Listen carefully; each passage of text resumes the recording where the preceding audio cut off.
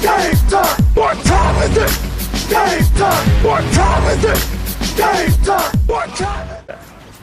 Name's Eric, centre for the Tuggeranong Tornadoes, number 78. I'm Michael, number 13, quarterback for the junior Tuggeranong Tornadoes.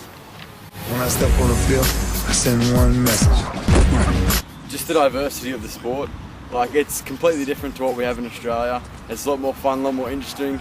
There's more variety in what you can do and what positions you have. Watching the NFL on TV. I was watching the playoffs a couple of years ago. Looked pretty good.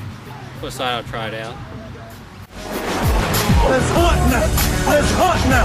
Let's hunt! Or perfect season would be nice, but some more realistic goals would just be make it to the finals. I'd be happy with that. Win the championship. Score lots of points. Have fun. Yeah, have fun. Yeah.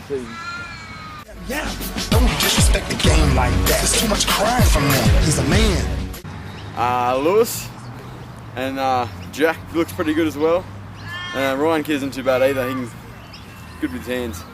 Impact players, I'd say Ryan Buckham, big tall receiver, and Jack. Catch anything that comes his way.